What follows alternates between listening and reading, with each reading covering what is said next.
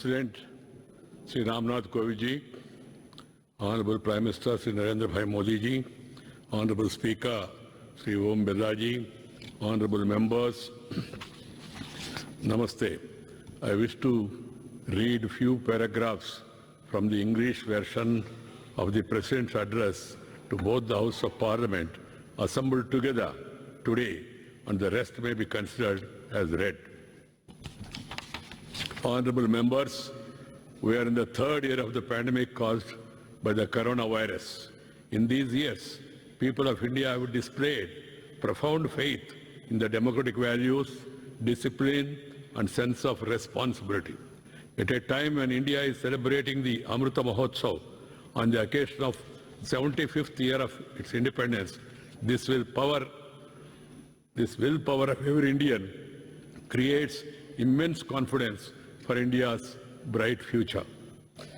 With this confidence, I extend my greetings to every Indian from this historic Central Hall of the Parliament.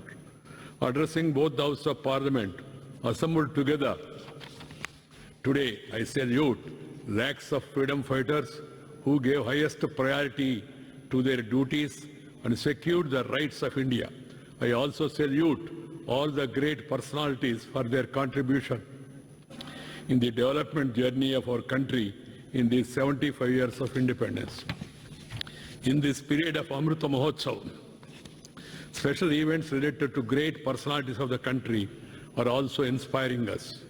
My government is celebrating the sacred occasion of the 400th Prakash Parva of Guru Tej Bahadur Ji, the 150th birth anniversary also of Aravind Ji, or the 150th anniversary of V.O. Chidambaram Pillai, and the 125th birth anniversary of Netaji Subhash Chandra Bose with grandeur. From this year onwards, the government has started the Republic Day celebrations from January 23rd, the birth anniversary of Sri Netaji Subhash Chandra Bose. My government believes that remembering the past and learning from it are equally important for a secure future of the country. Observance of Veer Bal Divas on the 26th December in the memory of sacrifice of Sahibjadas and Vibhajan Vishaka Smriti Divas on 14th August is a reflection of this thinking. The government also have decided to celebrate the birth anniversary of Bhagwan Birsa Munda on 15th November as Janajatiya Gaurava Divas. As a tribute to him, honorable members, Azadi Ka Amrita Mahotsav is a sacred occasion for all the Indians to give concrete shape to the resolutions for the next 25 years. My government is moving fast on building a strong foundation for the next 25 years, following the mantra of Sabka Saath, Sabka Vikas, Sabka Viswas, or Sabka Prayas. The most important resolution related to this foundation is this creation of India, which includes all benefits of all, which is strong and self-reliant. The challenging period of Corona has inspired us to achieve our goals of the fastest possible pace. Honorable members, the COVID pandemic affected the entire world, and in India too, many of our loved ones were snatched away from us. In these circumstances, the central government, the state governments, the local governments, and the administration, our doctors, nurses, and health workers, our scientists and entrepreneurs have worked as a team. This mutual trust, coordination, and cooperation between the government and the citizens is an unprecedented example of the strength of our democracy. For this, I appreciate every health and frontline worker and every citizen. Honorable members, several countries have experienced scarcity of food grains and faced starvation during the corona crisis. But my sensitive government ensured that nobody remained hungry during the worst pandemic in 100 years. My government is providing free ration to each poor household every month under the Pradhana Mantri Garib Kalyan Anna Yojana. This is the world's largest food distribution program with an outlay of rupees 2,60,000 crores reaching out to 80 crore beneficiaries for 19 months. Being fully sensitive to the present circumstances, the government has extended this scheme till March 2022.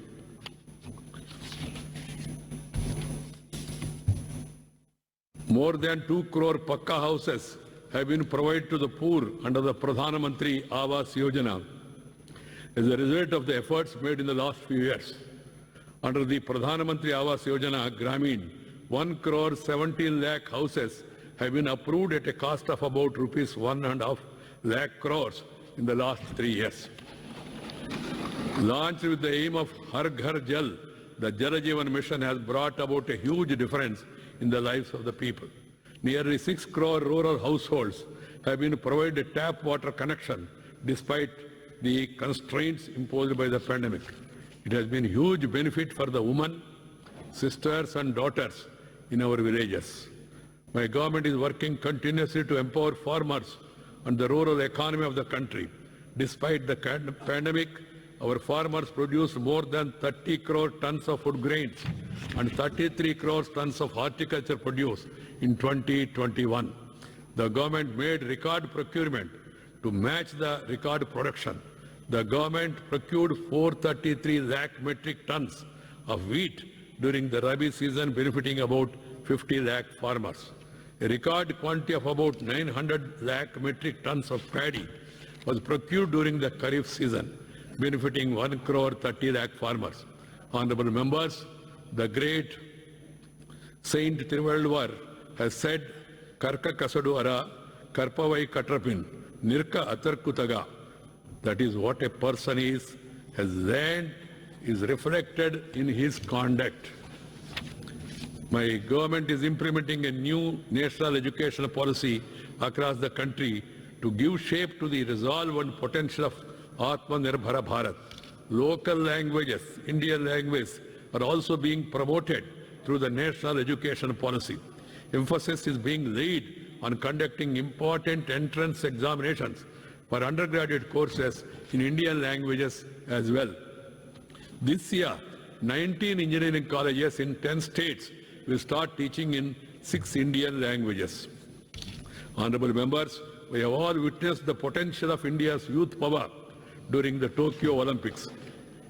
In its best performance ever in this international competition, India won 7 medals in the Tokyo Paralympics. 2 Indian para-athletes set a record of winning 19 medals. In order to improve India's performance in the Olympics and sports, the central government along with the state government is setting up hundreds of Khelo India centers in the country. The government has also established centers for disability sports in Gwalior with modern facilities to provide training to Divyang youth in para sports.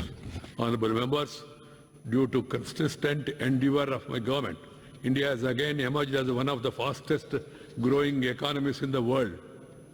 GST collection has consistently remained above rupees 1 lakh crore during the last several months, inflow of $48 billion in the first 7 months of the current financial year.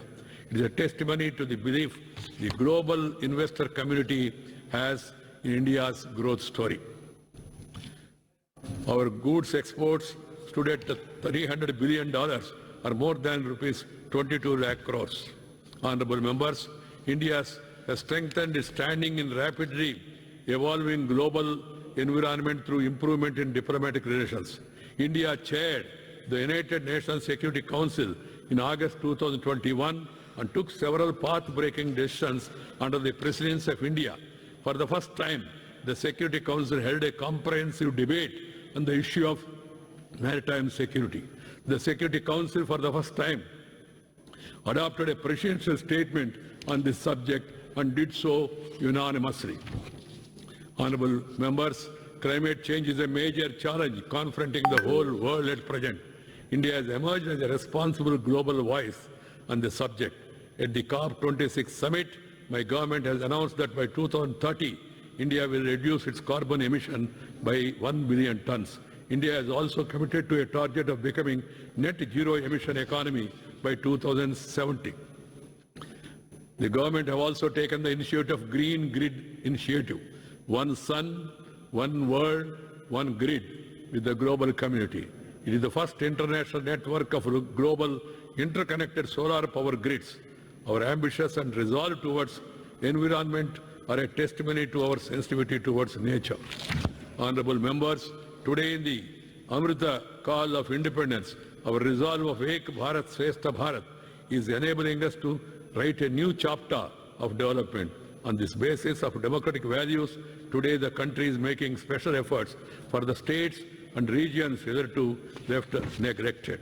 Honorable members, today the country's achievements and success are limitless, and the country's potential and possibilities.